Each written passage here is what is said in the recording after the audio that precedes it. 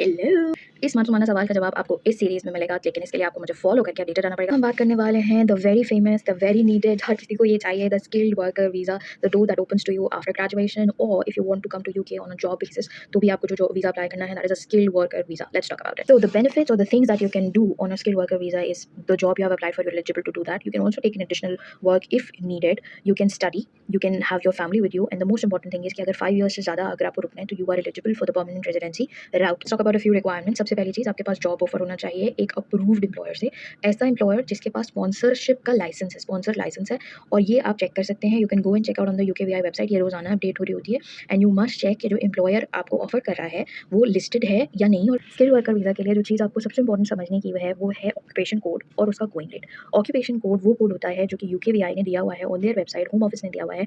जिस जॉब के लिए आप अप्लाई कर रहे हैं उस जॉब टाइटल का एक कोड है और उस कोड की एक मिनिमम सैलरी रेंज है जो कि उन्होंने मेंशन की है। The minimum salary that you have to meet is 38,700। If you have a code that offers salary less than 38,700 तो आप एलिजिबल नहीं होंगे स्किल्ड वर्कर के लिए। मिनिमम आपका 38,700 होना चाहिए। लेकिन अगर आपका कोड पे जो सैलरी है वो 38,000 से ज़्यादा है, 45 है, 40 है, 50 है, जो भी है, अगर 38,700 से ज़्यादा है, तब इस कंडीशन में आपका एम्प्लॉयर जब तक आपको हायर रेट यानी जो गोइंग रेट है वो नहीं देगा, आप स्किल्ड वर्कर के लिए एलिजिबल नहीं होंगे। इस चीज़ का प्लीज़ ध्यान रखें, क्योंकि होता ये है कि कोड नहीं देखते, लोग ये देखते हैं कि हाँ 38,000 से ज़्यादा है, अप्लाई कर दो हो जाएगा। नहीं होगा, गोइंग रेट चेक करें, जो गोइंग रेट है उसी के अकॉर्डिंग आपको मिलेगा। जो आप इजीली नहीं कर सकते और ये लोगों को नहीं पता होता, दैट इज़ कि आप जॉब स्विच करना यहाँ पे ऑन स्किल्ड वर्कर वीज़ा बहुत चैलेंजिंग होता है। आपकी job with in the code होनी चाहिए। अगर आप कोड चेंज कर रहे हैं तो आपका वीज़ा भी अपडेट होगा और बगैर अपडेट के आप वो काम नहीं कर सकते, and you will not be eligible to public fund रहेगा।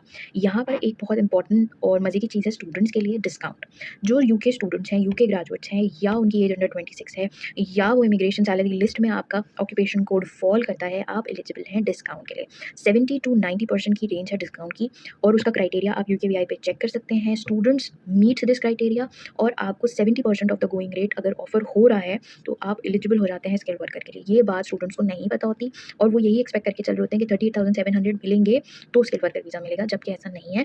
अगर आपको 30,960 तक की भी जॉब मिल रही है, आपको स्किल्ड वर्कर वीज़ा मिल जाएगा। इस रिक्वायरमेंट के अलावा आपको इंग्लिश लैंग्वेज की रिक्वायरमेंट को भी पूरा करना होगा। उसके लिए आपको आइल्स जनरल या टोफल या पीटी को क्लियर करना होगा। The processing time for skilled worker visa outside UK is 3 weeks, लेकिन इनसाइड यूके का 8 वीक्स है। फॉलो करें, लाइक करें, then let's talk about the next